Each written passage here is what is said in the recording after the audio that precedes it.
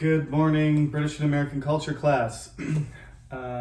This is going to be pre-recorded, so it should be ready on time. I know the first day some people were waiting for the upload, but there are 2 lectures that are there already, and this one will be the 3rd and the beginning of week 2 for us.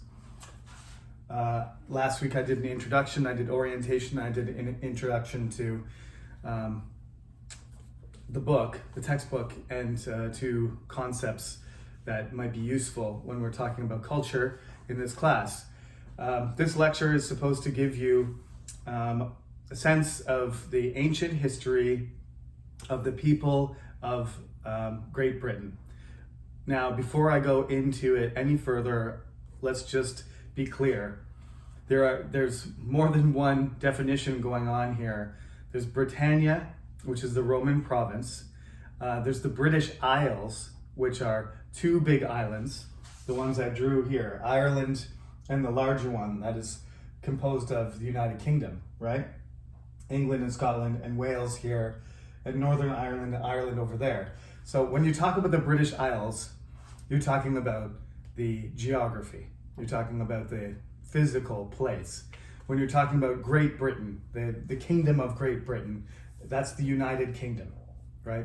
When we say Britain, sometimes it just means, this island. It depends on what people, when the British talk about it themselves, they have their exact definitions, but when Americans and everybody else are talking about it, basically we usually mean the larger island is the Britain part, and Ireland is the other part. Even when Ireland was part of the British Empire, it was still called the United Kingdom, or the kingdoms of England, Scotland, and Ireland. So even though Ireland was colonized and part of the British Empire, they were always distinct, and that's the reason why their culture is different. They still have their own language, and if you go to Ireland, it's very different. They've obviously influenced each other, but we're not going to talk about Ireland that much in this class. They deserve their own class. That's separate. In fact, the British deserve their own class, and the Americans deserve their own class too. So we've got quite enough to handle. However, Ireland will enter the picture here and there because there are many Irish Americans, and a lot of things that happened in England, Scotland, and around the world have been affected by Ireland. So it's not like this class excludes Ireland, but we are definitely going to try as much as possible to focus on England and Scotland. More so England because they're the senior partner. So when we mean British, we mean that. Now, once I explain all of these ideas and peoples today, hopefully the reason why it's a little bit confused will be well known to you. I'm not going to say it's going to be clear to you. It's going to be easier to see why the identity of British people is very complex, because eventually you're not only going to have all these people I'm talking about in ancient times up until the medieval age, but you're also going to have people from around the British Empire, like Jamaicans, South Africans, Indians, Pakistani, Chinese, all of those people from Singapore, people from Malaysia, people from Australia coming back, Canadians like me visiting, you end up with a global cultural hub in an island that no one would have expected to become that in the first place. So this lecture is probably going to end up being 2 parts, because I don't want you to sit down for an hour until your eyeballs fall out. But get comfortable, because this lecture is going to be long, but I think I'm going to cut it in half because I don't think I can get through everything that I wrote on the board properly. So, like I said, get comfortable, get your notebook out, and make some notes as you go. Let me first, like I said, the best thing to do is if you watch a lecture and you're reading the book and you want to ask something, is to send me an email. Happily for me, a freshman already did that. And I think I will just paraphrase what the student wrote by email. So I did say last lecture, 2,000 years ago, the Romans came, they made a province called Britannia, and that's the origin of the name, and we'll get into that. That's what we're talking about right now. These are the two major islands, and in my picture here with my dragon in the ocean, this is what old maps used to have, kind of serpentine dragons in the water, but that's just there for fun.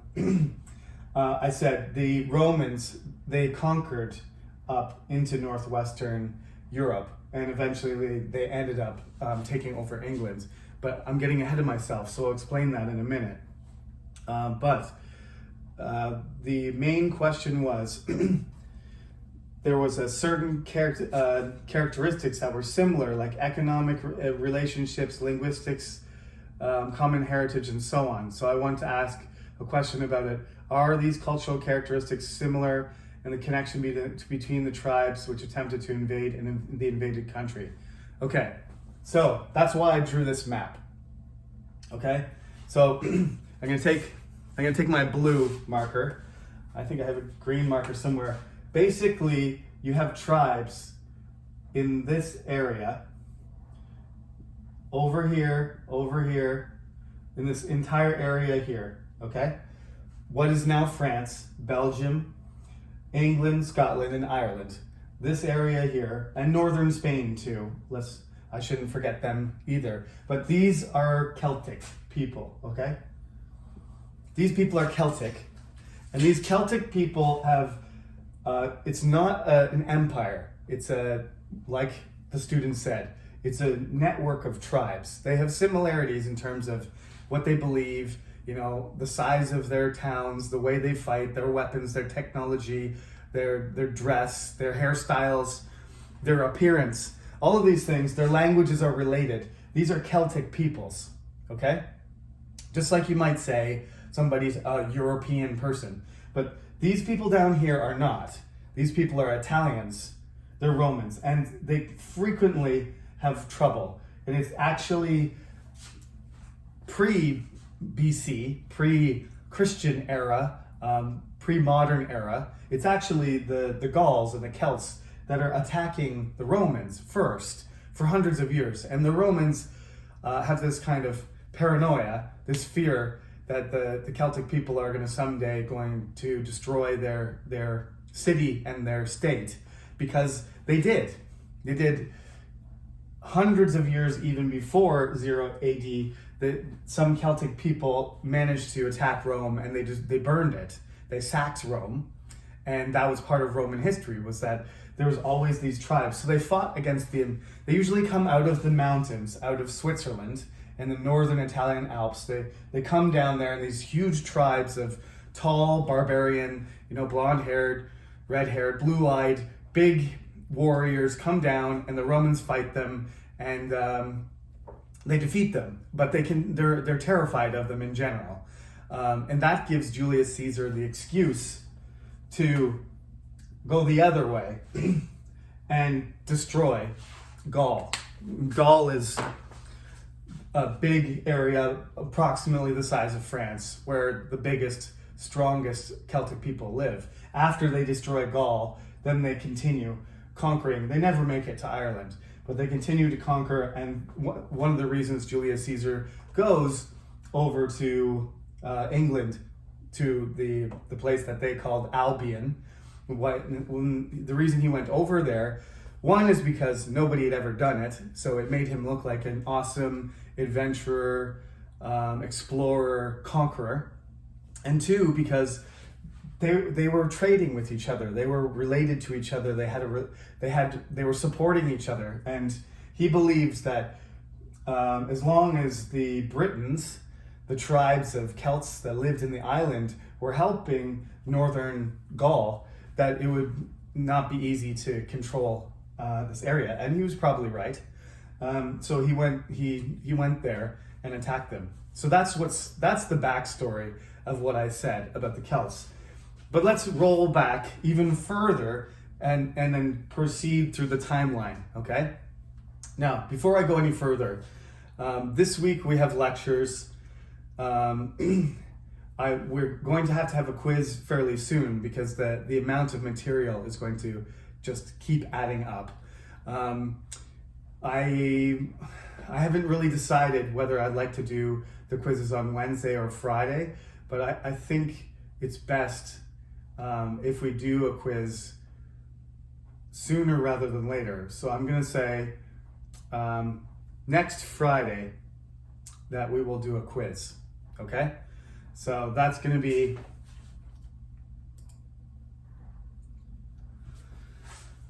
it's the 18th, so there's tons of time here. But I don't want to give you too much material to learn before you do a quiz, because that just makes the quiz really hard. So I know people don't like to have quizzes too early in the semester, but it's better to spread them out. So basically the introduction, this 2-part lecture, and a little smaller lecture after that will kind of wrap up the ancient stuff, and that'll be the content for the first quiz. The first quiz is going to use Google Forms, so we'll do it online, and we will see. I might change the quiz day to our Wednesday, Cyber Day, once we switch into in-person classes, if we can do that. Remember, I can't see the future, so I don't know how the situation is going to be. But for now, the 18th, we'll do March 18th at 11 o'clock a.m. will be the first quiz, and you'll have to log in through the Cyber Campus, and it'll be a 10-minute quiz, but I will talk about that in detail next week on Wednesday, the class before we do the quiz, okay? So make sure you make notes and make sure you pay attention to the board and listen to what I'm saying, because this information is going to be for your benefit and it'll help you study for the quiz. So if we roll back everything to about 12,000 years ago, there was an ice age. So the earth was cooler than normal, and gigantic walls of ice had advanced down from the north. So basically, all of this area was covered in ice, right? As that ice, and when that happened, there were human beings all over here. Actually, there were hippopotamuses and other swampy type animals around in Northern Europe before the Ice Age. But the Ice Age came down. This ice came down. It killed everybody. It killed everything. So basically, there were human beings before the Ice Age in Britannia, in the United Kingdom, in the British Isles, but they all died out. So, and everybody had to move south. Human beings were still living in Africa and Asia and other places, but they all died in Northern Europe. As the ice melted and it retreated, there was a connection. Initially, there was a connection. It's very close. This area between Dover and Calais, you can actually, on a clear day, you can see across, and there's Shakespearean references, and other famous writers have referred to the white cliffs of Dover because there is a chalky white rock. Maybe that's what Julius Caesar caught sight of, or the Roman scouts saw first, was this flash of white in the distance. And so it's only about 20 kilometers across. So, you'd think since people actually walked across there, because there was ice that you could walk across, and then there was kind of a land bridge, but then as the water levels rose, it submerged, right? So there's a shelf right there. The water's shallower, and then it drops off because there was a gigantic waterfall that was created there. So the humans that moved over that walked over, they got cut off, and they continued to live there from about 12,000 years ago, from the end of the Ice Age. They continued to live there, and eventually people started, making boats, and they could see. It's not like, Korea and Japan, or, Canada and Greenland. Well, you can see parts of Canada, you can see Greenland. I shouldn't say that. It's not like Cuba and America, where there's, several hundred kilometers, and you don't know if there's something out there or not. It's not like Australia, which is isolated from everything else by 1,000 kilometers of water. You can see there's something there. So if you build a boat and you know, get lucky and don't sink the boat from a storm or you know, technical problems with the boat, you get across. So as you know, technology developed, these people started to, you know, exchange. So we get the repopulation after the Ice Age, and then you get evidence of settlements. There's a famous one in Orkney in Scotland, right at the very top. It's actually not on the mainland, there's an island. I desperately want to go there. It's like a half Scottish, half Viking. Well, not half and half. It's a mixed, it's an ancient island where they distill whiskey and wear Viking hats and have fire festivals. And they have this really interesting ancient, you know, community that they've dug up. And you can see how these people had, you know, a place for the fire, a place for sleeping, a place for holding their tools, a place for shelter, room areas for pasture, and areas for trying to grow things. And the climate was obviously 5,000 years ago was a little bit different, but this is around 3000 BC. These are the proto-Celtic people. We don't have any writing, obviously. It's not like Egypt where we have stone hieroglyphs, or Sumeria where we have tablets or clay plates or anything like that. All we have is just this archaeological evidence. We don't have any bits of writing or anything like that. So all we have is, we know they were there. They know they were kind of Celtic type people in their behavior and their daily life. And those people lived with very little, you know, outside interruption until 55 BC, when our man, we were discussing, Julius Caesar, decides to introduce them to the Roman world. So these people, they've probably even heard, you know, some stories about this, you know, crazy, you know, civilization that's far away, but maybe not. These distances are very, very far. There's no trains, there's no internet, there's no nothing. So literally, like the information network here before the Romans come is very, very limited. So if you knew anything about the other side of the Swiss Alps, it would almost be like knowing about somebody on the other side of the world, or knowing about somebody on another planet, right? These mountains, it's just like the, you know, India and China. Why do India and China? They're gigantic countries that they're very different from each other, but, you know, their countries kind of, you know, almost touch each other. They do touch each other now, but there's these gigantic mountains between them, and it was almost like, you know, that was like an ocean or a line that separated them. So the Swiss Alps, the biggest, you know, mountains in Europe, they separated the Roman world from the Celtic world. And Julius Caesar broke into that Celtic world and destroyed it. He's a destroyer. We won't go into too much more detail, but he was a politician. He wanted to make money, he wanted to become famous, and he wanted to build an army. So he got all of those things by killing perhaps millions of Gauls. Usually we glorify people like Julius Caesar. Certainly we have glorified him in literature and in history books, but the reality is he may have been a genocidal murderer, you know. With the background, think about the things that are happening right now, a very powerful person attacking other countries to expand their empire, right? And what does that do? How does that affect that country? Well, he went about it methodically with the intention of destroying it so that it would never recover. And it didn't. It became France.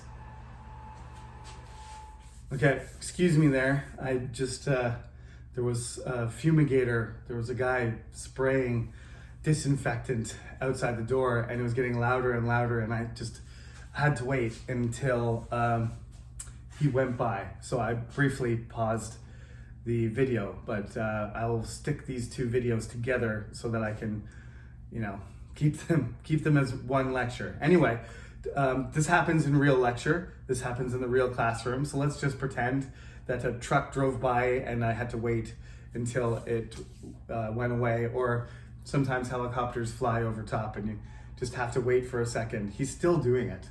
At least he's down the hallway. Hopefully you can't hear it very well. So as I was saying, Julius Caesar, we call these kind of people historical arsonists. They burn everything down and then new things grow up. So the thing about British culture is that British culture really admires Roman culture, just like American does. So this is one of the reasons I'm telling you about Rome so much, is because, you know, the British Empire and the American Empire, the American state, really admired the Roman state, the Roman Republic, and the Roman Empire.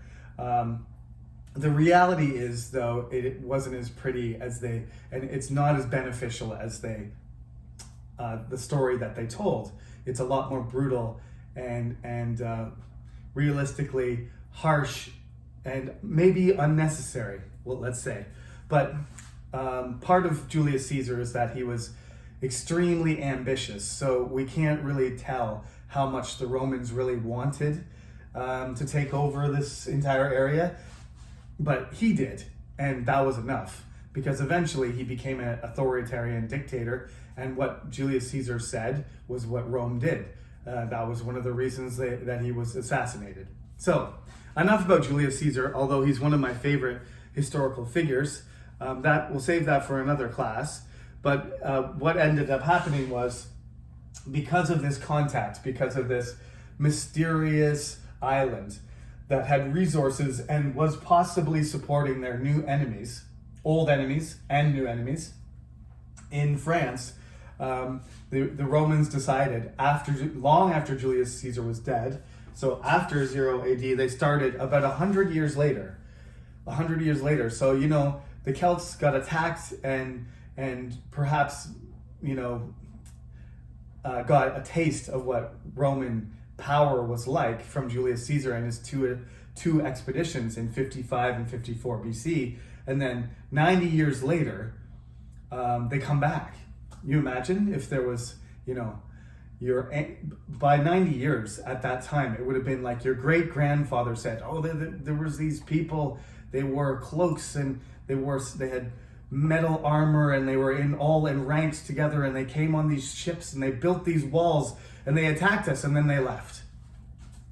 Probably they didn't completely leave. They probably were doing some trading and they were probably scouting for a while, but then they decide to come back in force. The Emperor Claudius in 43 starts a huge invasion. He crosses the channel. He starts, you know, getting tribes to surrender, and then he gets tribes to help him against other tribes. It's really sort of a American colonial strategy. They use the tribes that are fighting each other to fight. Some of them ally with Rome, some of them fight against each other, some of them betray themselves. Sometimes they think that they're going to become more powerful if they become friends with the Romans. So it's a divide and conquer strategy. And that's really what happens here is the Celts are divided. And it makes it easier for, I mean, it may not have been possible for the Romans to take them over, if not for the division. That's a characteristic of Celtic culture that will continue.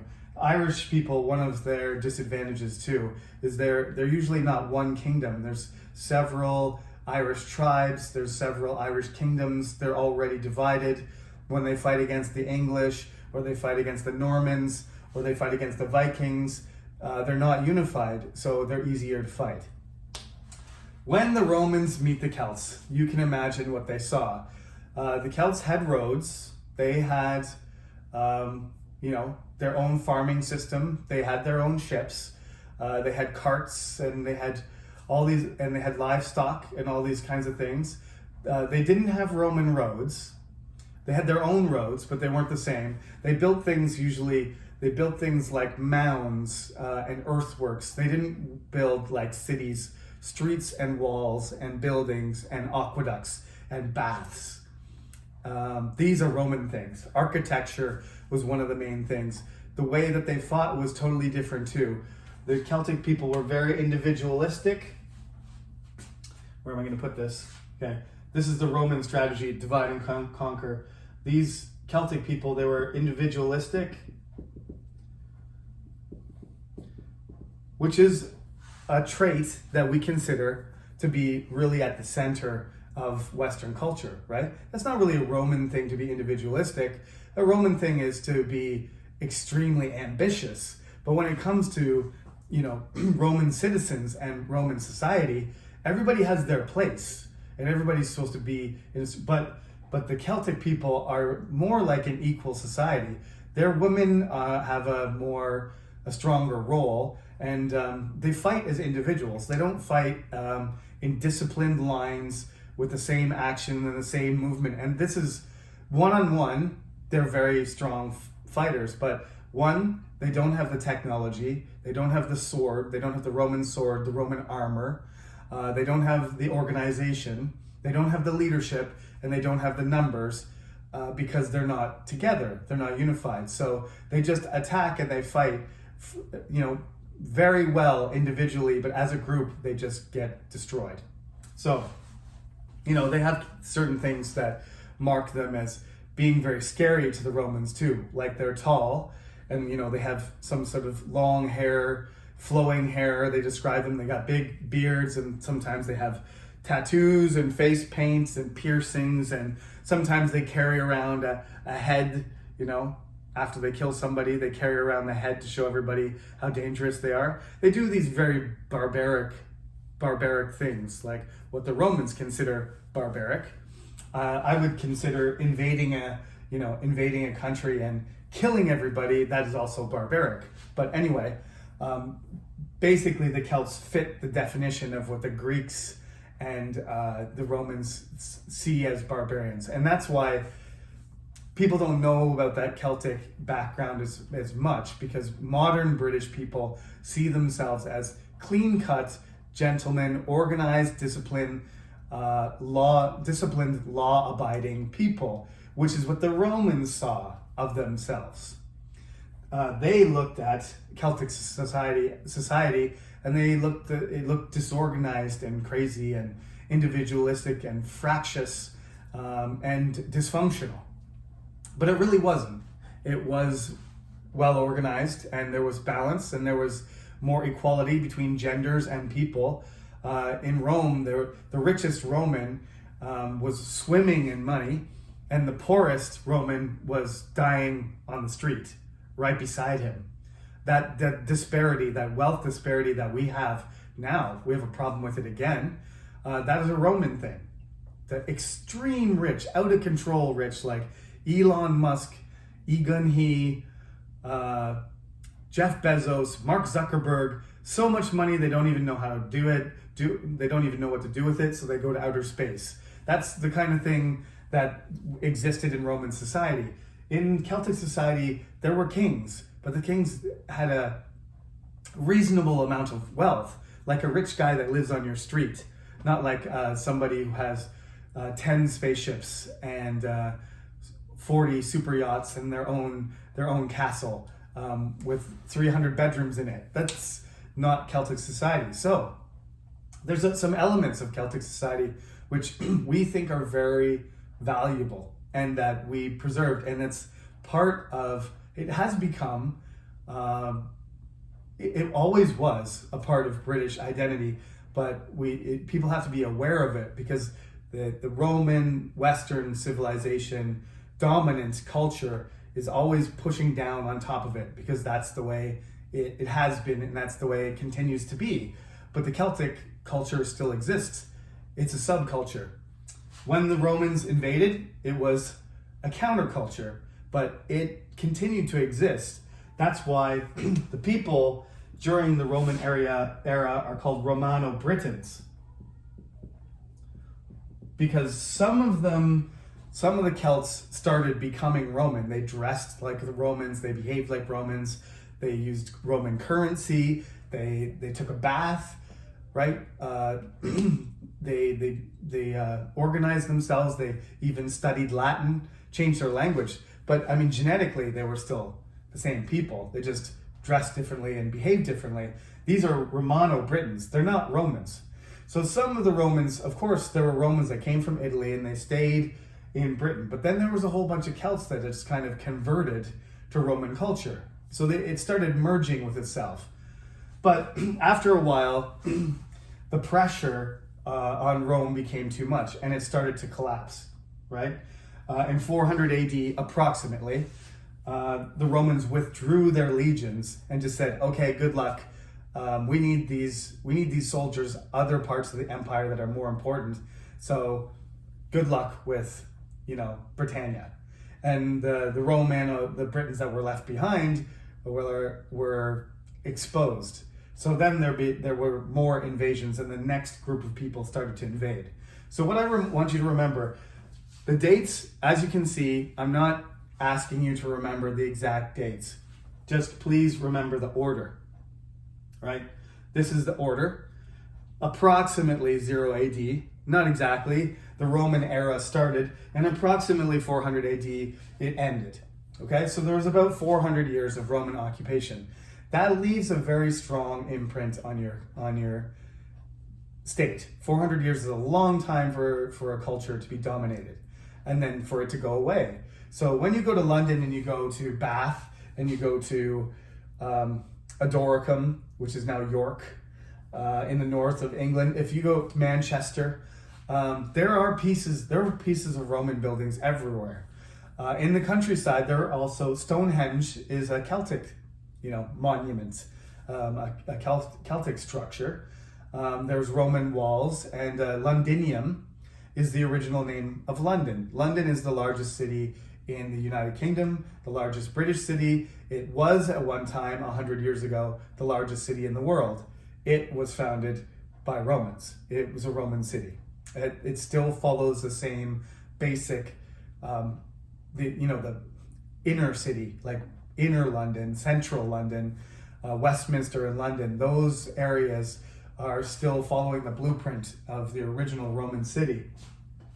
So that's the influence of the Romans, right? They came in, had the writing and the architecture, running water, discipline, sold buildings, a city. They built a real city. There wasn't really a real city in England, in Britannia, where the Britons were living in the Celtic British Isles. There wasn't a city like that. Londinium was made to be a mirror of Rome. It was the Britannia's version of Rome. So it was a miniature version of that. They had a hippodrome for racing. They had barracks for their military. They had streets and shops and a marketplace and government buildings and everything else, just like Rome, but smaller. Okay, but they left. The Roman Empire collapsed. And that's a long story too. And so I don't want to get off track and the reasons why. But basically, the empire became corrupt and its ability to keep its borders stable started to collapse. The religion changed. We're going to talk about Christianity in next lecture, but not now. But many of these factors combined to make the Roman Empire weak, so it fell apart. And Britain was one of the first parts to go because it's on the very edge. When it started to collapse, people from Ireland, people from Scotland, people from Denmark and the Netherlands and Germany started to attack. These are the famous invasions, the Anglo-Saxon invasions, and the evidence is not clear exactly to what happened, but suffice to say, many of the men at least were killed, the Romano-Briton men and the Briton men, and most of the Celtic people were pushed west. So there's still a part of the United Kingdom called Wales, which is the Celtic part. And Cornwall, the very corner of England here, the Cornish were also Celtic for ages later. The Irish invaded Scotland and they became the Scots before there were another people there too. So everybody's, kind of shifting, but the southern part becomes occupied by Germanic kings and chieftains. And they slowly start to pick apart this area and making their own kingdoms And there's 7 kingdoms that end up being formed, and they're composed of Anglo-Saxons and Jutes. There are 3 Anglo kingdoms, 3 Saxon kingdoms, and 1 small Jute kingdom in the corner called Kent. It's important, but people often leave out the Jutes. That's why the people are called Anglo-Saxon. So that eventually when the kingdom consolidates, when the 7 kingdoms combine to make England, you're going to see Angleland, right? You can see Angles, Angleland. And ethnically, like my racial designation, which doesn't really mean anything, but it used to, people used to call the people from England, their race was called the Anglo-Saxon because we're descended from these Germanic people. But in truth, genetically, we're more, as I said, we're more Brittonic.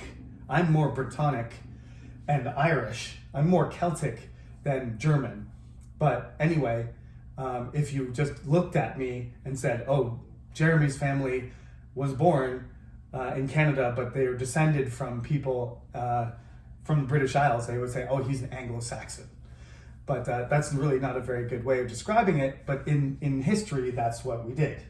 Called these people Anglo-Saxons. It's the Anglo-Saxon Kingdoms, and then it's the Anglo-Saxon Kingdom, okay? Until later. So these people come in, they make the kingdoms, they are the ones that speak English. You wouldn't think it's really, really different than English, though. It sounds a lot more like German or Danish than English, because English has changed so much. But they are speaking of German dialect. It evolves into Old English. Old English evolves into Middle English. Middle English evolves into early modern English, and then that evolves into contemporary English. Okay? So, that's the beginning of English, really. It's the Anglo-Saxons. They start the language, they name the country, and they make the kingdoms, and they become the leaders. However, after a few hundred years, the rise of the Vikings begins up here.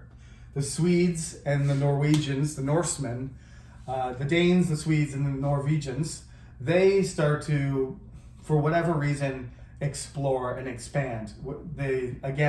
People don't know exactly the reason why the Vikings started traveling everywhere, but the word Viking means, essentially means pirate.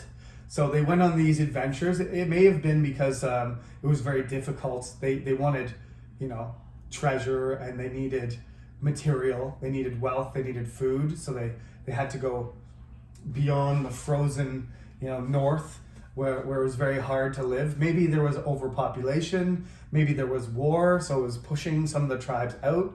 But either way, these people, first they went across to Scotland and England. They went down the coast of France, around here, they jumped over to Ireland, they jumped over to Iceland, they jumped all the way over to Greenland. They jumped all the way over to North America eventually. They went around Spain. They went all the way into the Holy Land. They went to Italy. They went everywhere. But probably the 2 areas that were affected the most were the British Isles and northern France. So eventually you're going to get Vikings that settle in northern France, and they will create the Duchy of Normandy, which will be hugely significant in next week's lecture, because Normandy's going to attack England and change the course of history. But basically, what you need to know about the Vikings. One of the things that you can tell, other than the fact that obviously some of us have blue eyes, green eyes, blonde hair, red hair, features that resemble Northern Europeans, Nordic people, we look similar. So obviously we've been intermarrying, but you can see evidence in the archaeological sites, and you can see evidence in the language. So for example, the TH that everybody loves to say so much, th, right? That actually had a character. It was called Thorn. It was a Germanic Nordic character. Thor, of course, everybody knows Thor, but in Korean it's Tode, because there is no th in Korean. In fact, in most languages there is no th, because it's a really annoying, strange sound to make unless you're German or Nordic or British. Where the Germanic languages have this character. It got eliminated because in the alphabet in France, in Spanish, in French, in Italian, and the other really popular languages of Europe, they don't use it. So the Roman alphabet didn't have it. So in Old English, there's a character called thorn. It represents the th. You can see in the most annoying words that you have to pronounce, if you're Korean, th sometimes is a problem, l and r is sometimes a problem, but this, these, those, them, and the archaic expression thus, all of these the first person pronoun, plural pronouns, these, them, those, these are all originally from Nordic words, and there's lots of other words too. You can just tell by the way that they're constructed that they're definitely descended from Nordic words, like the word ski or sleigh, right? The spelling alone just indicates to you that's not normal English. But there was an influx because the Vikings did constantly attack and almost destroy the Anglo-Saxon Kingdoms. So the northern part of Scotland and the northern part of England became the Danelaw. It became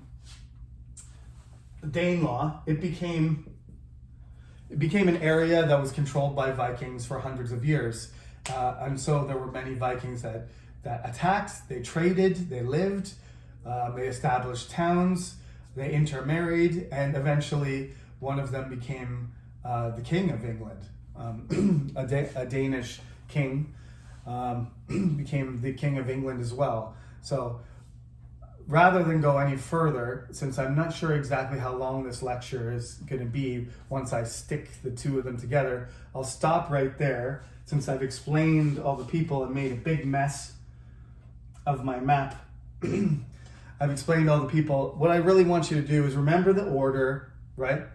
These are the people that are important. This is the composites of the British identity. These are people that in turn dominated each other, right? The Romans dominated the Celtics, and then the Romans left, and then the Angles came in and they dominated Anglo-Saxons, and then after that the Vikings came in and dominated. And there's one more group that I have to explain, but I'll do them separately because they're the last one.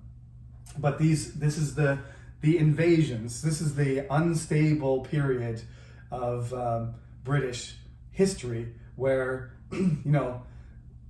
sometimes people think because in recent history, the United Kingdom has been safe from attack and has been, various very powerful states have tried to attack them in various ways, but they've been unable to do that they think that, United Kingdom is an island fortress and it's a much safer place to be on an island. But in fact, from the ancient times to the Middle Ages, they were constantly being attacked, and it continued, just less successfully. But there really are waves and waves of invasions. So you can see how British culture starts to get a little bit paranoid and xenophobic about invasion, because look at how many people invaded them. Korean culture is like that too. How many times was Korea invaded by China, Japan, Jurchen, Mongolians, pressured by Russia? There's various tribes of people and various empires that have invaded Korea, constantly. And so Korean culture has this defensive aspect to it because it's caught in between in this peninsular, sandwich between these gigantic powers, always potentially going through their country or into their country to control them. And since, I suppose the British Isles are a little bit better off because they are on the edge, but there's constantly powerful nations and states putting pressure on them. And for most of the history of Britain, they were very concerned about European powers being able to invade them. Things will change. Things will change after thousands of years, but for most of the years, they're in the corner, and they're not the powerful country. They were normally one of the least powerful, and they were regional. It was a regional power, not a superpower, for most of its existence. So you have to keep that in mind, because I grew up at the end of the 20th century, and you grew up at the beginning of the 21st century, and the United Kingdom is an important country, but it was not. It was not until much later. So this is the somewhat tragic history of the beginning of the British state, and perhaps many Koreans can understand that. And if you're from another country who has a long history like that of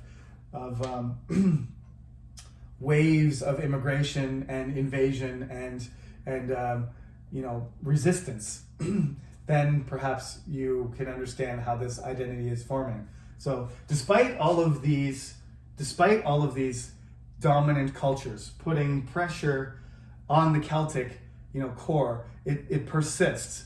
It becomes sort of a subculture underground, but it persists. And in Ireland, it continues without, and it develops and flowers actually in Ireland, but it still exists, even though it's suppressed by its sort of civilized, Romanized, dominant aspect. Okay? So, next part of the lecture, I'm going to talk about some ideas about, the fact that Britain is an island, and what those ideas, how they relate to identity. And I'm going to talk about some famous people that are sort of representative of these groups of people, and that'll be the second part of the lecture, which I will record probably later today. So thank you for listening to this is the Wednesday version. The Friday version will be part 2. Thank you, and have a good day.